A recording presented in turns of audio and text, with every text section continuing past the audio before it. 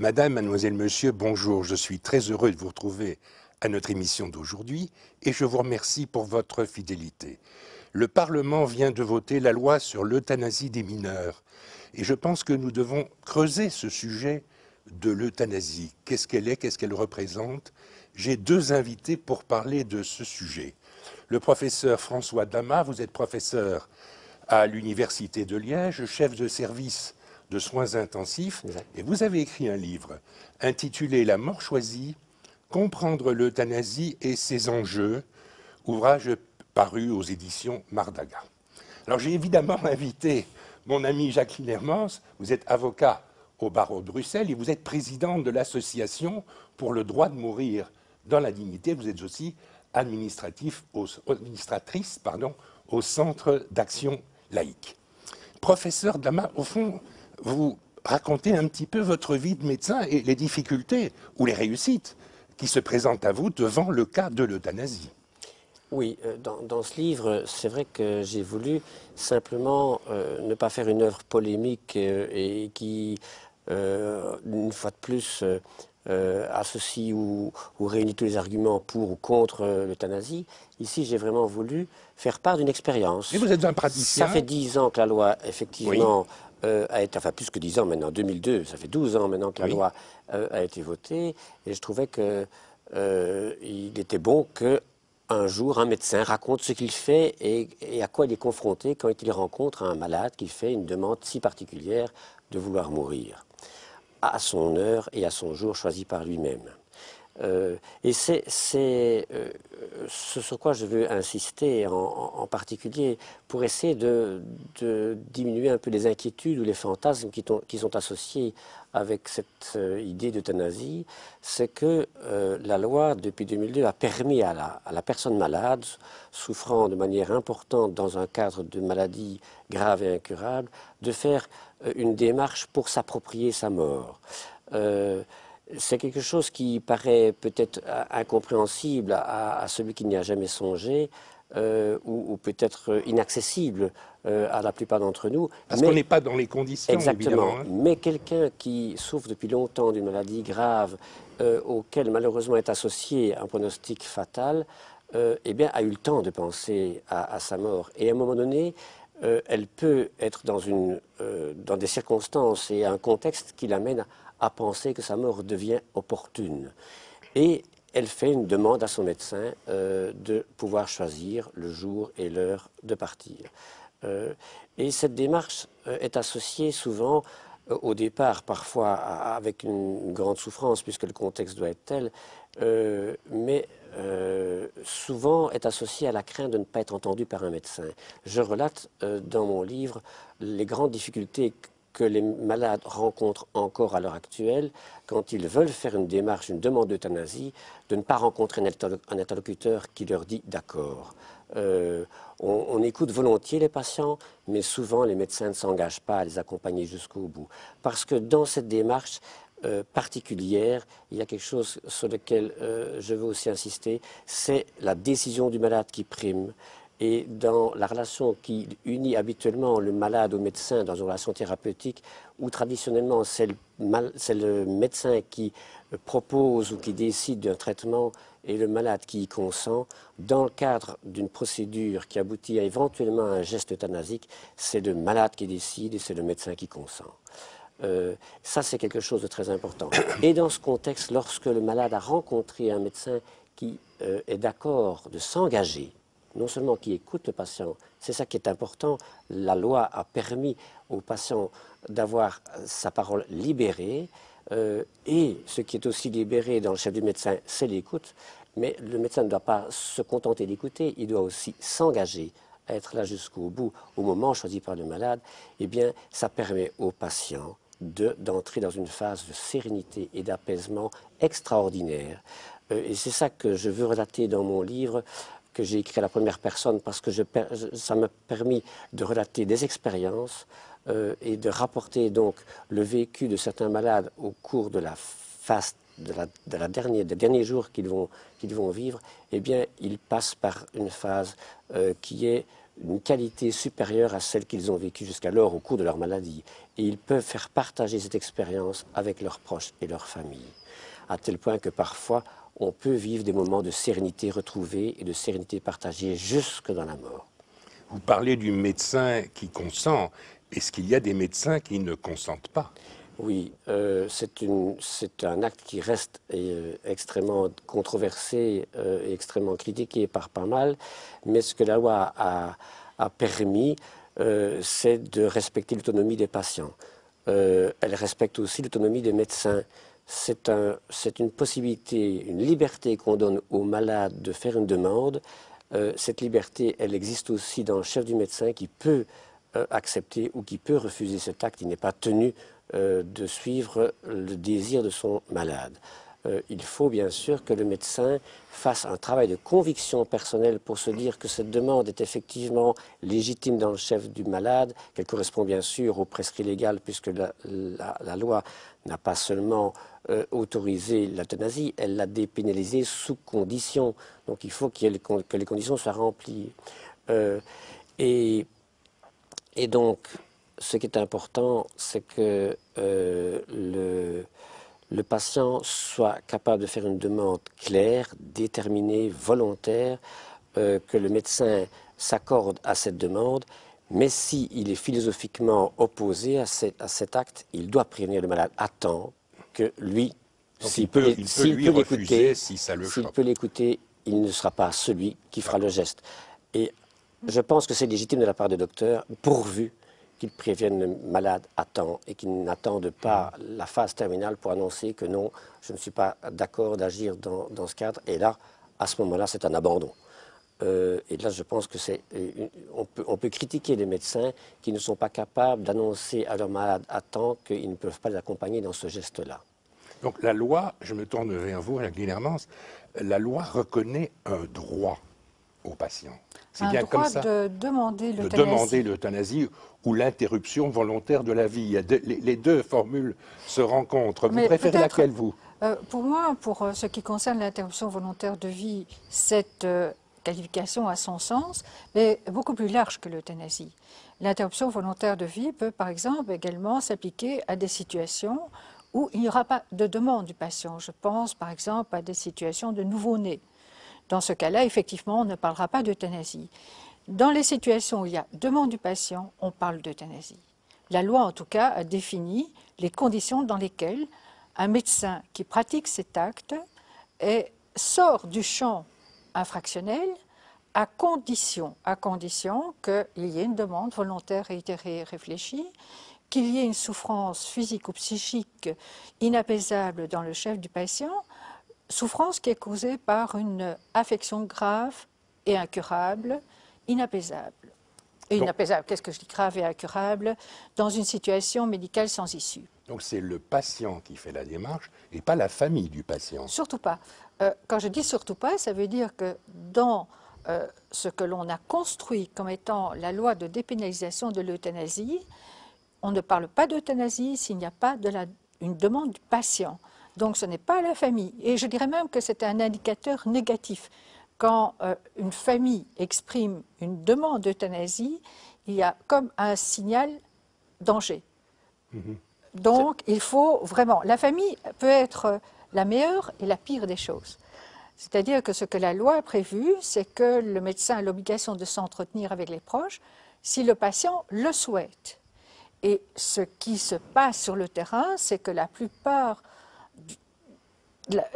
des cas pour lesquels il y a justement parfois un frein de la part du patient en disant « je préfère que vous n'en parliez pas à ma famille », on se pose la question « pourquoi ?»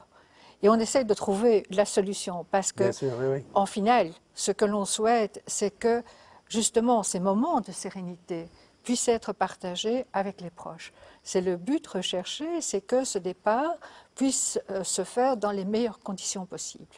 Vous vouliez intervenir, François Damas? Oui, je voulais simplement revenir à la définition qu'en donne la loi du mot euthanasie, parce que c'est un mot ancien qui a pas mal de connotations malheureusement négatives si on et pense historiques. à la Seconde Guerre mondiale, voilà, par exemple. Tout à fait. Donc il faut essayer d'effacer, de gommer ce que l'histoire nous a appris de l'euthanasie dans, Là, j'interviendrai dans la, Oui, oui, oui, je vous dans la donnerai la parole. Je vois que signification, vous avez dans la réagi. signification qu'en donne l'histoire. Non, il faut revenir à ce que la loi a défini comme acte concernant ce mot euthanasie, qui est l'acte intentionnel fait par un médecin, un tiers, un médecin en l'occurrence, qui met intentionnellement fin à la vie d'un patient à la demande de celui-ci. Donc il faut qu'il y ait une demande du patient et ce n'est pas une décision du docteur. Évidemment, ce patient a le besoin de l'intervention d'un tiers. Ce qui est critiqué par certains, puisque la philosophie de la loi repose sur l'autonomie du malade. Alors pourquoi est-ce que le malade a besoin d'un docteur pour mettre fin à sa vie?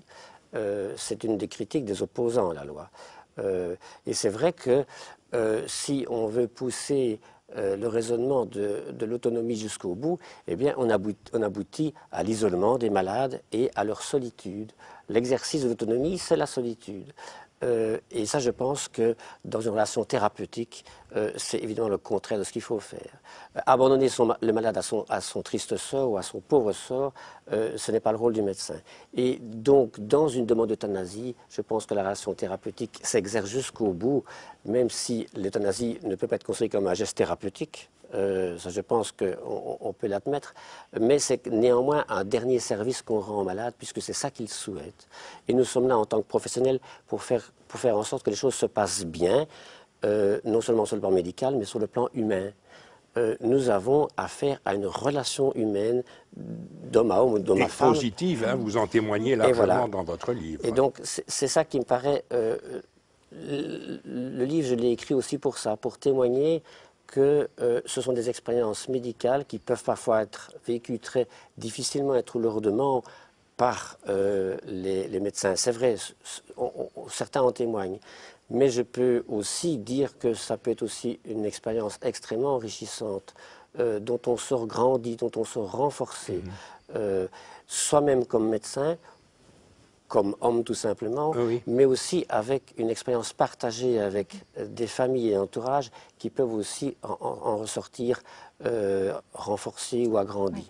Oui. J'aimerais quand même revenir sur un point, parce que je suis lassée et énervée même, moi, j'espère. Lorsqu'on fait tout le temps ce rapprochement euthanasie-nazisme. Les situations ne sont absolument pas comparables, non, bien sûr. Et il faut une fois pour toutes qu'on le dise clairement, parce qu'après le vote qu'il y a eu au Parlement concernant l'extension de la loi aux mineurs, les mêmes thèmes sont repris à l'étranger en disant la Belgique devient un État nazi. Alors, une fois pour toutes, mettons les choses au point. C'est que l'euthanasie, entre guillemets, sous le régime nazi, ce n'était pas une décision démocratique et ce n'était évidemment pas le patient qui exerçait ce droit. Donc, je crois qu'il faut le répéter. Il faut le répéter et je pense que nous-mêmes, nous devons faire attention lorsque nous prenons, je dirais, des précautions oratoires par rapport au terme euthanasie. C'est un beau terme et on peut le défendre. Et donc, je voudrais encore une fois le dire parce que nous vivons en Belgique. Je dirais que nous avons la chance de vivre en Belgique, mais nous entendons ce qui se dit à l'étranger et la caricature qui en est faite à l'étranger. Et si on parle maintenant de l'extension de la loi aux mineurs, ce qui est aussi important de souligner, c'est qu'à l'étranger, on nous montre des photos de bambins, de gamines qui sont en train de jouer, qui sont heureuses, qui ne sont pas malades. Mais de quoi parle-t-on? C'est des situations extrêmes d'enfants qui ont subi 1, 2, 3 opérations pour lesquelles la médecine n'a plus de solution et pour lesquelles la souffrance, elle est quotidienne. Et que l'on sait... une demande de l'enfant relayée par les parents, sans doute. Une demande de l'enfant, de toute manière, on doit partir d'une demande de l'enfant avec l'accord des parents. Donc, on ne pourrait pas concevoir évidemment qu'il y ait une euthanasie qui soit pratiquée par rapport à un enfant sans que les parents soient d'accord. Ça me paraît, je dirais, couler de source. Bien sûr. Mais ce sont des enfants qui sont souvent contraints à rester alités, qui n'ont plus de perspective de vie. C'est de cela dont on parle. Bien sûr. De nouveau, quand on caricature la loi et qu'on pense que c'est quelque chose qui est une dérive, justement, la preuve de la dérive, c'est qu'on étend la loi aux mineurs, c'est qu'on pense toujours que c'est la décision du médecin qui compte. Alors que, et donc je vois bien le scénario. Comment est-ce que vous pouvez imaginer qu'un médecin décide d'euthanasie et va demander l'avis aux parents? Ce serait quand même bien d'euthanasier votre enfant, parce que c'est plus une situation supportable. Mais ça n'a pas de sens, ça. Ce n'est pas du tout comme ça que ça se passe. C'est l'enfant qui va faire une demande. Je n'en peux plus. Laissez-moi partir. Vraiment. Je veux plus et c'est l'enfant qui va persuader le médecin que sa demande doit être acceptée. Et c'est l'enfant, comme pour l'adulte d'ailleurs, dont je raconte plusieurs cas dans le livre, et c'est l'adulte qui va persuader son entourage, et c'est l'enfant qui va persuader ses parents de relier sa demande auprès du docteur pour que celui-ci y consente. Donc je répète, c'est l'enfant qui décide et le médecin qui consent. Et donc dans ce travail de conviction de la part du médecin qui va devoir se dire est-ce que je dois accepter cette demande, est-ce que réellement c'est la meilleure chose à faire pour l'enfant, il va échanger, il va discuter, il va travailler cette conviction avec un et deux autres médecins pour trianguler cette discussion, et avec les parents bien sûr. On ne peut pas imaginer qu'il aille accepter une demande d'enfant sans en conférer avec ses parents. Et donc ce sera cette cellule de 5 personnes adultes qui devra dire oui, en effet, l'enfant est dans une situation telle qu'on peut comprendre que la meilleure chose à faire, c'est effectivement d'accepter sa demande. Et je crois que ce sera un travail justement où la douleur de la perte qui va être inéluctable, parce qu'il est évident que cette demande va être faite dans un contexte de maladie incurable, où la mort est annoncée prochainement. L'enfant, qu'est-ce qu'il veut faire? C'est échapper à la phase terminale, ou mettre un terme à cette phase terminale qu'il ne supporte plus. Si on ne faisait pas d'euthanasie, il allait mourir de toute façon dans quelques jours, peut-être une semaine ou deux. Le délai statistique chez les adultes, c'est à peine 7 jours, quand on essaye de mesurer plus ou moins le délai qui interrompt la vie, ou prématurément, diront certains, par rapport à l'évolution, entre guillemets, naturelle du mal. C'est un délai en moyenne de 7 jours. Mais insistons sur une chose, parce que ce qui est important, c'est de... Oui, je vais vous laisser reprendre votre voix un instant. Vous disiez il y a un instant, professeur Damas, il y a 3 médecins qui interviennent, ou bien c'est un seul médecin? Donc, il y a un médecin qui reçoit la demande. Oui. Et celui-ci, lorsqu'il pense que cette demande a un certain substrat, il va devoir en référer. Il va devoir. C'est une obligation. C'est une obligation. Il doit faire appel à un confrère qui doit venir s'entretenir avec l'enfant, qui doit examiner l'enfant, qui doit consulter son dossier pour voir si effectivement cette demande correspond aux conditions prévues par la loi. Et en outre, si je ne me trompe pas, il doit y avoir un 3e intervenant qui est soit un pédopsychiatre, ou un pédiatre, un spécialiste des maladies des ou un enfants. Psychologue qui va non seulement vérifier si la demande est claire et autonome, mais si l'enfant a une capacité de discernement et que cette demande est bel et bien quelque chose d'argumenté et de construit. Oui, dans certains pays, on parle de suicide assisté. Oui. Que pensez-vous de cette formulation? Alors, c'est vrai que ce vocable est toujours d'actualité, puisqu'en effet, plusieurs pays acceptent une intervention médicale indirecte, et on parle alors de suicide assisté. Il s'agit de plusieurs États américains, il s'agit de la Suisse, où effectivement des personnes qui sont dans le cadre d'une maladie un peu similaire aux conditions belges, oui, de maladies graves et incurables, où l'espérance de vie ne dépasse pas 6 mois environ. La douleur est très forte, très prenante. Voilà, ils ont la possibilité d'aller trouver aux États-Unis des médecins. Ils doivent faire la démarche 2 fois à 15 jours d'intervalle, et ils vont recevoir une prescription d'une solution d'anesthésique et qu'ils pourront boire au moment où ils le choisiront.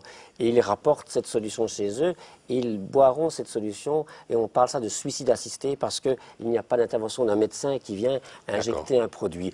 Je raconte dans mon livre que dans les 3 pays, les Pays-Bas, Luxembourg et la Belgique, où on a légiféré et on a légalisé sous condition l'euthanasie, il n'y a pas de sens de faire une distinction entre euthanasie et suicide assisté, puisque le fait d'apporter une solution barbiturique, en l'occurrence, à un malade qu'il va boire ou la même solution qui va être injectée par voie intraveineuse en présence du médecin, il n'y a pas de différence de nature entre les deux actes et il n'y a pas de différence à faire entre suicide assisté et euthanasie. Mais donc c'est bien d'insister sur le fait que dans certains pays, il existe un suicide assisté parce qu'on insiste bel et bien sur l'autonomisation du malade. Bien sûr, c'est le malade qui décide. Et c'est le malade qui décide. Et là, on le comprend très bien. Quand on parle de suicide assisté et quand on parle d'euthanasie, on pense que ce n'est plus le cas. Exactement, nous avons la même situation, les mêmes règles et la même démarche dans une euthanasie. C'est le malade qui décide autant que dans un suicide assisté. Vous vouliez intervenir, Jacqueline Herman. Non, mais c'était préalablement, donc Oui, ce oui. qui veut dire que ça n'a plus de sens maintenant. Alors, je voudrais vous poser une question. On a 12 ans d'exercice de la loi. Comment les choses se passent-elles en Belgique? Est-ce qu'on voit des différences régionales? Est-ce que ça se passe mieux dans les villes que dans les campagnes, etc.? On voit une Jacqueline Herman. différence fondamentale. Alors que, au moment des débats, les francophones étaient tout à fait, je dirais, présents. Mais lorsque la loi a été votée, Présent positivement. positivement au point de vue de l'argumentation, Parlement. souvenons-nous Au Parlement. également de Roger Lallemand, qui n'était plus au Parlement, mais qui a joué un rôle essentiel pour, je dirais, la conceptualisation. Souvenons-nous au Parlement de Philippe Mahou ou de Philippe Monfils. Mais une fois que la loi a été votée, ce sont les praticiens flamands qui s'en sont réellement emparés, bien plus que du côté francophone. Nous avons encore aujourd'hui une différence au point de vue des déclarations qui sont faites à la Commission de l'ordre de 80% en néerlandais et 20% en français. Et ça se retrouve aussi au point de vue des déclarations anticipées qui sont enregistrées, bien plus de déclarations anticipées enregistrées du côté flamand que du côté francophone. C'est assez curieux, c'est comme si la conception latine que nous avons dans le Sud était plutôt du style de laisser aller les choses, c'est-à-dire que le médecin pourra toujours faire ce qu'il est bon de faire par rapport au patient. Donc il y a vraisemblablement moins de demandes et moins d'écoute de la part des praticiens francophones au sujet des cas d'euthanasie. Vous avez une explication? Oui, oui, je professeur. À ce propos. Ou même trois. La première, c'est qu'une des explications qui essaie d'expliquer la différence nord-sud, c'est que dans le nord, de grandes institutions hospitalières ou facultaires se sont prononcées pour la loi sur l'euthanasie. Y compris au point de vue des soins palliatifs. Et des chefs de service de soins palliatifs ont pris les choses en main. Rien de tel dans le sud du pays. Donc il n'y a pas eu d'exemple, il n'y a pas eu de mouvement et de direction donnée par des ténors facultaires ou institutionnels. La deuxième chose que je voulais dire, s'agissant de la pratique, parce que c'est intéressant que les téléspectateurs sachent que l'euthanasie n'est pas quelque chose qui est spécifique au monde hospitalier. L'acte peut évidemment être fait au domicile et la moitié des euthanasies se passe au domicile. Ça, je pense que c'est important que tout le monde le sache. La moitié se fait 45% dans les hôpitaux et donc le reste... Et 45% à domicile et quelques pourcents dans la maison de repos. Ça peut se faire mais dans c'est une le maison de domicile. soins. Oui, mais on considère ça comme le domicile. Et donc, les médecins généralistes sont évidemment impliqués, comme les médecins spécialistes, mais peut-être davantage encore qu'eux, dans la pratique de l'euthanasie. J'allais dire une troisième chose, et que j'oublie évidemment, que... Ma dernière question serait celle-ci. Voilà, moi je prévois un peu les choses. Je souhaiterais, si jamais je deviens très gravement malade, si jamais on ne peut pas me guérir et j'ai beaucoup de souffrance, qu'est-ce que je dois faire maintenant pour qu'on puisse pratiquer sur moi l'euthanasie quand ce sera nécessaire? Et déjà avoir un dialogue avec votre médecin. Oui, mais ça, c'est essentiel. Ce n'est peut-être pas le même médecin. Ah, oui, mais ce qu'il y a, c'est qu'il est très important d'avoir un premier dialogue Donc, avec le médecin. Premier conseil à donner, dialogue Absolument. avec le médecin. Parce qu'il ne faut pas oublier, vous avez la déclaration anticipée d'euthanasie. Dans le cas où vous seriez dans une situation d'inconscience irréversible, ce sont des cas quand même très limites et très rares, mais vous avez aussi les déclarations relatives au refus de traitement. Et ce qui est important, c'est de connaître la détermination du médecin, parce que si nous avons le cas, par exemple, d'un médecin qui dit « oui, oui, je serai là, ne vous en faites pas », mais qu'en réalité, c'est une façon d'écarter et d'échapper à la discussion, il est important qu'il y ait les termes clairs qui soient utilisés. Donc si ça, on sent que le médecin n'est pas favorable, il vaut mieux changer de médecin. il vaut mieux changer de médecin, mais il faut aussi savoir pourquoi il n'est pas favorable. Parce que c'est peut-être parfois une question de peur, parce que ce n'est pas un acte banal qu'on lui demande de poser. Bien sûr. Donc, il faut creuser la chose, et en plus de ça, le dialogue avec le médecin permet toujours d'examiner toutes les perspectives. Et ça, c'est important, et c'est la raison pour laquelle aussi on a voulu cette voie-là en Belgique, c'est ce dialogue, respecte l'autonomie, mais dans le cadre d'un dialogue et dans le cadre d'une solidarité. Cette déclaration d'intention, on la dépose à la commune, on la Vous remet pouvez à son notaire, on la Ah remet non, non, à... surtout pas au notaire, si tu Avant me que ça permets. finisse, il y a deux choses que le malade doit savoir. Oui. C'est quand il est dans la situation de faire une demande d'euthanasie, il doit faire cette demande et il doit rencontrer un médecin qui y adhère. Tant qu'il n'y a pas un docteur qui s'engage, rien ne peut se faire. Le moteur de l'action, ce sera le binôme malade-médecin.